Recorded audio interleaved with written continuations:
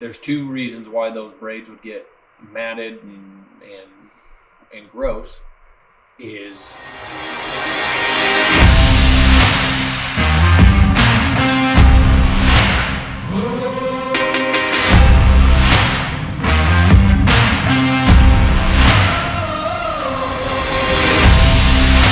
all right, welcome to the BioMane Scoop. We're going to talk today about basically our best tips for winter care. Maybe some tips, some things to avoid, because winter, depending on where you live, brings a whole host of different problems. Yeah, we're pretty fortunate where we're at in southern Utah. We've got kind of the climate of Las Vegas. It does get cold, especially right now. I think we've got down below 30 during the night. So, things are freezing, but we're not constantly frozen and miserable.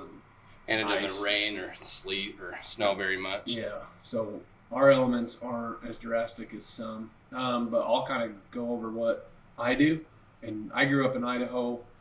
I understand the snow, the freezing, the breaking of ice, the mud, the muck, all that. So we'll kind of talk about that too. The biggest thing for mane and tail maintenance is keeping those horses clean as much as possible. And the best way to do that is they have to have a clean environment. If a horse is in a dirty environment, the horse is going to be dirty. Horses don't stand 24/7, 365. They have to lay down, they roll. And if you can prevent them from rolling in mud, muck, any of that, that goes a long ways. There's nothing worse than a horse rolling in a big old pile of mud or manure, rubbing his mane around and his face around in the muck, and then it being so cold outside that you can't wash him. And if they're already out there in those elements, chances are they don't have a slick coat. They're haired up, which makes it even tougher to wash. It's more hair to get through. The drying process is forever when it's too cold. If that happens and you can get that horse to a heated barn somewhere, obviously that's the best thing to do. Take them in that heated barn, let them warm up, wash them. If you can use warmer water, use that. Allow that horse to dry in that barn before you take them back out, and make sure if you're taking them back out from warm to cold, drastic temperature drops, I recommend blanketing them at least for the first few hours until they kind of climatize. If you don't like blanketing your horse, that's fine. I get that. But taking them from like a warm barn out into the cold elements, blanket them at least for the first few hours, and then you can take that blanket off after their body's kind of adjusted. What about people, sorry to cut you off, No, what about people that, let's take that kind of one at a time, for like keeping the pen clean? What do you do to, if your pens get really mucky? I mean, obviously you just got to keep the manure out, but what about helping them get dried out? Well, and that's the thing, like with in the winter, like the urine, it's not going to dry out and evaporate as fast as, during the summer months. And so it's not just the manure, it's them essentially peeing in their pen and not having the ability to dry that out. So a lot of people go in when they pick their pens, they'll pick the manure out, and a lot of horses, like a lot of mine, will pee in the same spot, which over time, especially in the winter, makes kind of a mud hole. If you've got, and this is, my pens are sand. A lot of people have, like, if they're in a barn, they've got rubber mats and shavings. You won't have that issue. But if you're not in a barn with shavings, like mine, they're covered, but they're still outside, and they're sand. If those pens get to where, well, first of all, you're cleaning the manure out. If they do start making, puddles or mud holes, I dig those out. Mm-hmm. Take a wheelbarrow in there and a shovel, dig that out and replace it with fresh, dry sand, or fresh, dry dirt, fresh, dry. So you're just taking out the stuff, you're just taking out the saturated stuff completely. Yeah, and you don't necessarily have to waste it. Mm-hmm. Put it in a pile. Take it out of the pen, put it in a pile. I personally, I spread it on a flat area in our back horse area and let it dry out, and then I'll reuse it. It's not ruined, it's just saturated and wet and doesn't have the ability to dry out. So get rid of any wet spots, and just at all costs, if you want your horse to stay clean, at all costs, you have to provide a clean environment. Yeah.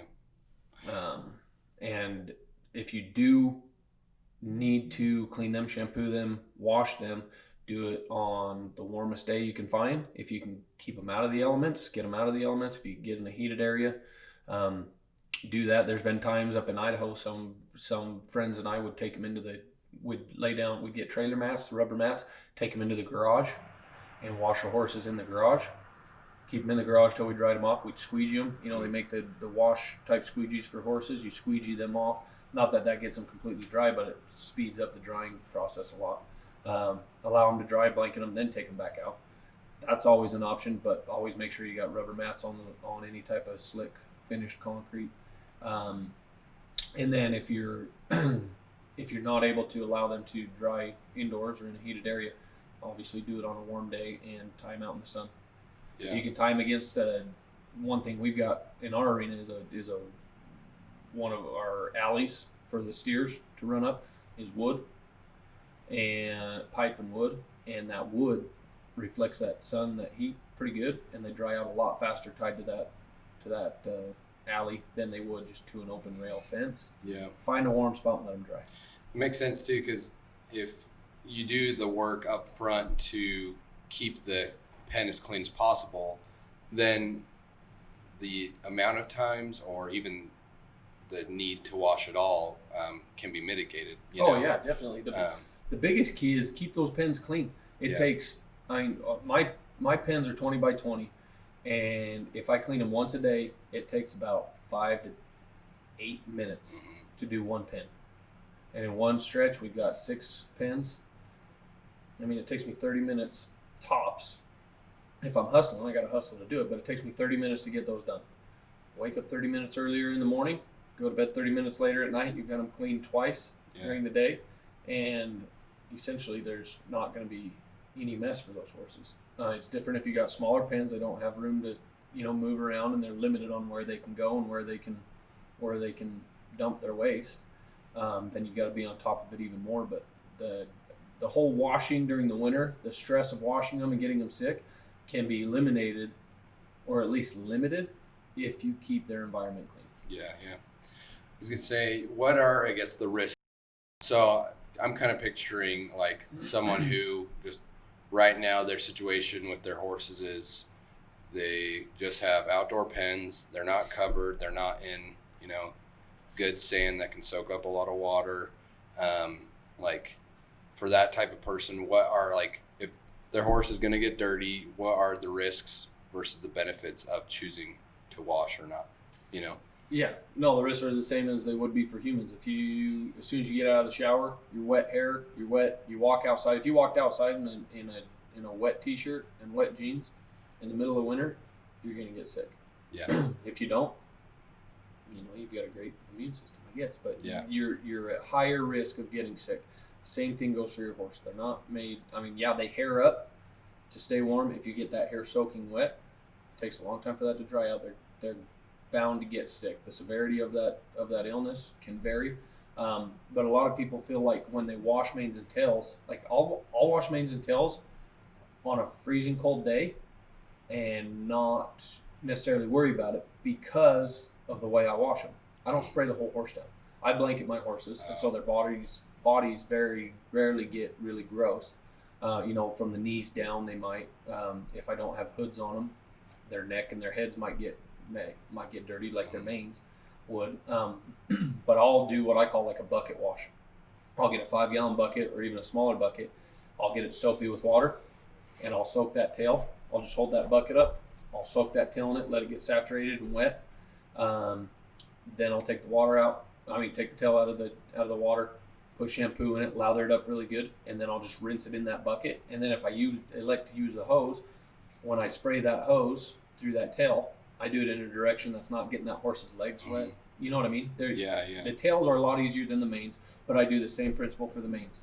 I will do like a bucket wash, and some horses don't. You got to know your horse. My horses are used to it, but you hold a bucket full of water up and you're splashing around a horse's face and around a horse's eye and neck and all that. Yeah, you may cause a cluster for yourself. So make sure your horse is okay with that. But that's things that you can do. I just call them bucket washes. There's waterless shampoo products that you can use. I personally don't use them. I don't like them. I feel like you're putting stuff into the hair that you're not able to get out. Yeah, you can brush them and brush some of that debris and stuff out, but I just feel like you're putting... And it's just, I mean, more moist, or that residue in that hair is just going to attract more dust and, Exactly. and debris and stuff like that. Yeah, when I wash a mane or wash a tail, I like to fully wash it, meaning like I'm going to shampoo it, I'm going to rinse that thoroughly so that essentially there's nothing left on those hair strands that can collect dust, debris, or gunk up at all. I feel like that's what waterless type shampoos do. Yeah. So I personally don't use those on ours. Because I feel like the biggest risk, I mean, from our perspective, thinking just about the outside of the horse, like the coat, the mane, the tail, like the biggest risk during the winter is you're going to get a mane and tail just full of gunk, and it's going to get so messy and knotted up and full of crap that it's unsalvageable. Mm-hmm. Like the coat, like I don't think is going to be, I mean, as long as you're blanketing and stuff like that, you find an affordable blanket, like the coat's going to be fine through the winter, but the biggest risk is those manes and tails becoming like irreparably messy. Yeah, well, and a lot of people like not to blanket their horses, which is totally cool too. Like I do, because I like to help keep that coat short and clean. We move a lot of horses. We're always showing them, hauling places, and selling a lot of horses. So I like them. I don't like them to be haired up. Yeah. If you don't blanket your horses, totally fine. Say your horse doesn't roll around in manure and get its mane and tail gross, but you've got it in braids and it's still getting gross. And by getting gross, I mean those braids are in bad shape. What do you do then? Well, for one, there's two reasons why those braids would get matted and gross. Is you're not maintaining them often enough, or two, they're rubbing somewhere. Prevent them from rubbing at all costs. If you can prevent them from rubbing, that's a feat in and of itself. Horses tend to rub, and out of boredom, out of itching, just the same as we do. We don't know. We can be sitting here and all of a sudden your arm can itch. Why? You don't know, but you're going to scratch that itch. Same thing with horses. Like they itch all over. Like they have millions of hairs on their body. They're bound to itch. But if they're not rubbing, for instance, and they're like, I'm guilty of it. Sometimes we let the manes and tails go too long and they get gross and knotted and snarled. What do you do then? I mean, ideally, the best thing to do is shampoo them, condition them, and help get that back to where it's manageable. If it's 15 degrees outside, negative 15 degrees outside, and you don't want to be getting that hair wet for obvious reasons, then what do? You take the extra time, use a good detangler. Don't saturate it because you're in cold conditions. You don't want that getting so wet that it's going to freeze. Also, it's not manageable very good. The absorption of those products into the hair don't work as well in cold climates. Yeah. So don't saturate them, but spend the extra time on getting those snarls and knots out, brushing them, and then if it's not so cold that liquid products would freeze, I would recommend putting in a conditioner, a leave-in conditioner. Braid it first, like our tips are. Brush it, get it clean, straight, braid it, tape it, then condition it. If it is going to be freezing cold outside, you don't have to condition it. Yeah. Conditioning is always good unless the elements prevent you from doing it, and freezing cold temperatures would prevent you from doing that. Because the conditioner is adding moisture to that hair, making it more pliable, easily managed. But if you can't apply a conditioner or leave-in conditioner, just brush them and rebraid them more often. And like even if it's more than once a week, it's not going to hurt. A lot of people think, brushing is going to damage the hair. It's not. Yeah, not if you do it right. Not if you're using our technique and our brush. You're not going to be busting out hairs. Yeah. So that's my biggest tip. I'm trying to make it sound like it's one tip. My biggest tips for the winter are brushing and braiding the manes and tails frequently, even more so frequently than in the summer if need be. Keeping a very clean environment if you can, and allowing that horse to keep a consistent temperature. It's hard on their bodies, as it is ours, to take them from warm to cold, warm to cold, which is tough in the winter, especially if you're competing, because if you're in a cold, snowy climate, you can't compete outside. So you're going into barns. That horse is getting lathered up, especially indoor barns full of horses. It gets muggy, hot, steamy in there. It takes allow those horses time to dry out. Plan ahead. Allow those horses to dry out. Don't trailer them wet. Don't haul them home wet and sweaty. Allow them to dry out, and you'll be preventing a lot of headache and sickness for that horse down the road. I was just thinking too, while you're like, if your horse does end up, I mean, kind of going back to my point about the coat versus the mane and tail, like you just kind of have to pick your priorities, I think. So like with the bucket washing or the braiding and or the brushing and braiding more often, like if your horse does get messy and if the coat is looking messy and it's looking raggedy and all that, like still as long as you take care of that coat has a better chance of surviving and looking good, when it slicks off in the spring. But really just focus on making sure that mane and tail stay salvageable. So if you have to pick your priorities, I would say focus on the mane and tail, obviously. That winter coat is going to shed off in the spring. Yeah. That mane and tail, if it gets terrible and breaks out, rubs out, that's going to take a lot more time to grow back than just waiting on spring. Yeah. While you're talking, I was reminded of something that I do. I've got, if you've ever seen show cattle, like the cattle that they show at shows that they body clip them. You know what I'm talking about, the show steers, show heifers at the big stock shows. They use blowers, high output air blowers. Yeah, we have one. We've got one, and that's the purpose of it. They're dryers, so they'll wash these cattle and then they'll dry them to help fluff that hair up, so that they can body clip them and body shave them, not shave them but body shape them. One thing I do in the winter, if my horse, for instance, say a horse got a blanket off, rolled around in a wet spot, and had just manure and mud caked on him. It's too cold to wash him. What do? Well, you can brush him, right? You take a curry comb or a stiffer comb, brush, knock off that mud, manure, but then he's still dusty. There's going to be a lot of dust even down deep in the hair, down to the skin, that you don't necessarily, like I personally don't want to. Like if it's on his back, even if I get the big clods off that were caked on him, I get that off. He's still got that dust and dirt and debris that's down in his hair and down against his skin. Last thing I want to do is throw a blanket on, then like a saddle pad, throw a saddle pad on him, a saddle on him, ride him around, get him sweaty, and have that irritating his skin. Yeah. Because after I can't wash him anyways. It's like when you are like go to the beach or something and you put your shirt on, you still have sand on you. Exactly. Or even in your hair. Yeah. If you got sand in your hair, what you want to do is go wash it. Well, what if it's too cold to wash? That's just last thing you want to do is put a hat on and go for a run and get sweaty and have it irritate, right? Yeah. So that's the last thing I want to do on a horse. That's where that blower comes in. It's a high output blower, and I'm not trying to sell this product. It's not a sponsored post by Cattle Show Blowers, but that's a tool that we use. I initially got it to help dry horses in the winter for when I washed them in the winter. I could squeegee them, and then I could blow them off, and they dry a lot faster.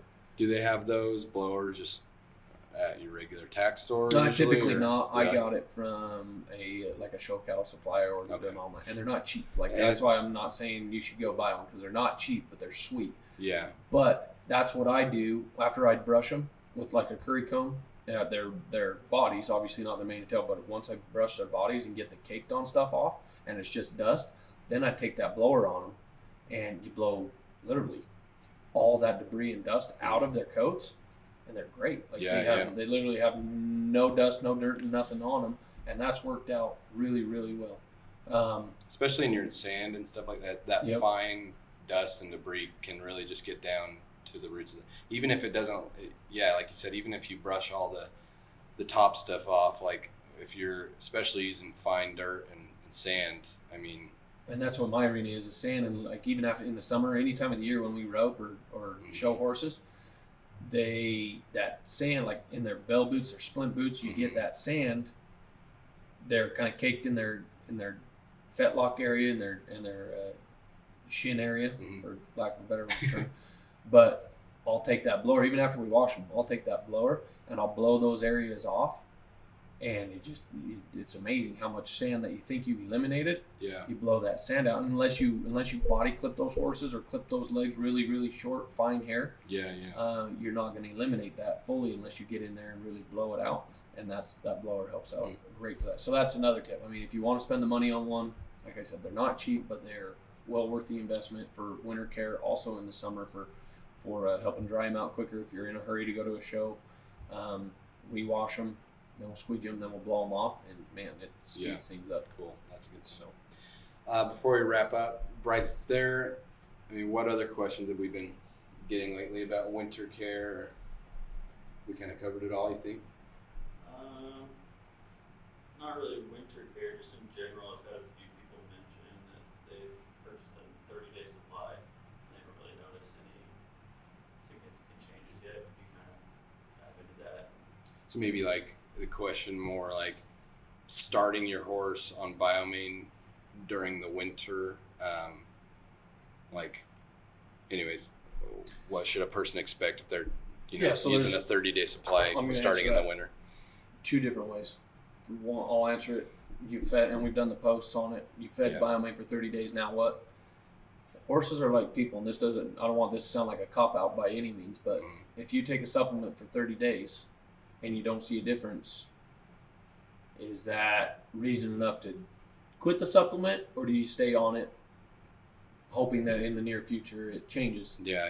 And there's a loading dose for BioMane. A lot of supplements and a lot of even medications in the equine industry have a loading dose. So like for the first 3 days, first 4 days, first week, they feed a loaded amount, meaning a higher amount of the product to get it in the system and build that up, like kind of shock the system, and then you can taper it off to a daily feed rate. Yeah. We don't do that. I don't like loading doses. I don't like to shock the system like that. Yeah. I don't, and it's not saying it's bad for all products, but I just don't like. To me, it's the same as like taking a horse from really high quality hot alfalfa, or for instance taking them on a like a Timothy grass hay for years, and then all of a sudden throwing some really hot alfalfa at them. I don't like to shock their system like that. Yeah. Not to say other products are like that, but in my mind, that's how I view that and view loading doses. I don't like to do loading doses. And so what that means is for the product to get in that horse's system and have them utilize that product fully takes a little bit more time.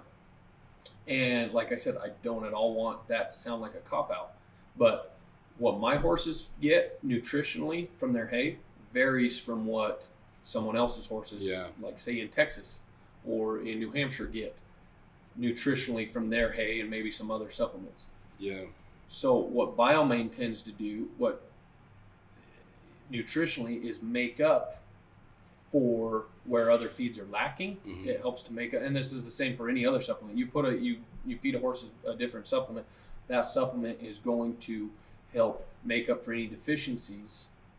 I shouldn't say any deficiencies, but make up for certain deficiencies that the other feeds aren't covering, which lessen the ability for that product to do its own job and beyond. Well, yeah, to do its own job. Does that make sense? So BioMane specifically formulated for mane and tail growth. Yeah. Well, if you're feeding your horse marginal hay and not enough of that marginal hay, well, guess what? BioMane, instead of that full scoop of BioMane being able to go right to mane and tail growth, it's going to go to that horse's body and make up for the nutritional deficiencies that horse has, which then takes BioMane longer to work growing that mane and tail. Does that make sense? Yeah. So, and really when we created BioMane, our 30-day supply was an introductory product. Definitely. Really, it's when people say, hey, can we have samples? Do you send samples?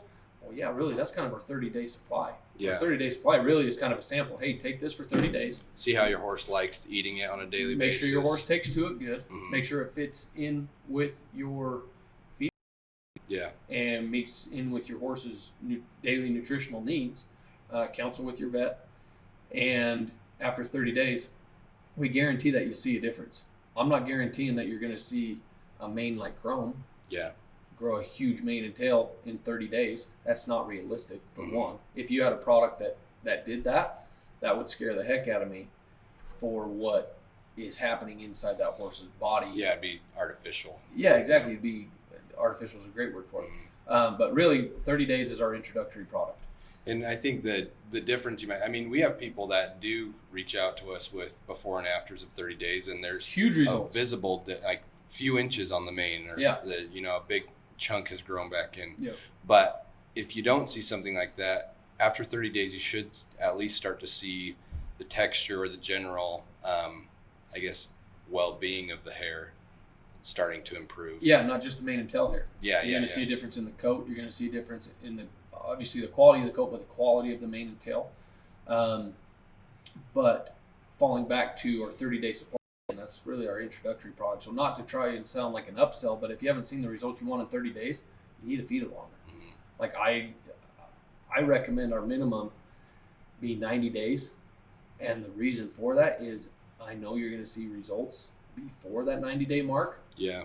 But if you realistically want to grow a big mane and tail, you've got to be committed to feeding a product for longer than 30 days. Yeah. You know what I mean? Mhm. And so the 90 days is a great place to start, and we've made it affordable at less than $100. Yeah. And like we get a lot of complaints about, oh, it's so expensive. Man, if you want a big mane and tail, $1 a day is pretty dang cheap to grow a Also, huge mane and tail. not to get And too, that was our biggest thing, was making it affordable. yeah, not to get too pluggy too, but we just in December, maybe it was in November. Anyways, recently we switched our club over so you can do it on a quarterly and semi-annual subscription. So if you fed for 30 days and you're like, okay, I'm starting to see a little difference, but I'd like to have the horse on the product longer to see how it does. Mhm. The cheapest thing you can do, or the most economical thing to do to keep that horse on it for 90 days, would be to sign up for our quarterly club subscription, Yep. at least for 1 quarter.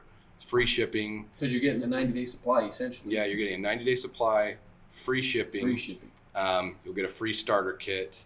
And if you do the quarterly versus the monthly, we give a slight discount for shipping it on a longer than monthly basis. So Yep. anyway, so I guess to kind of bring it all home, our 4 main tips for the winter would be: one, One, clean environment. Keep Yeah. that horse in a clean environment. 2 would be maintain the manes and tails, the maintenance of them, the braiding, conditioning if you can, but the brushing and rebraiding frequently. Mhm. And tail bag them. Tail bag those tails. Horses don't move around a ton in the winter, obviously, especially in colder climates, because they're conserving heat. They're not Yeah. wanting to move around and get out and about. Which means they're standing in the same area a lot of the time. If they're not out and about walking around, that manure on that they're putting out is going to get, and especially blanketed.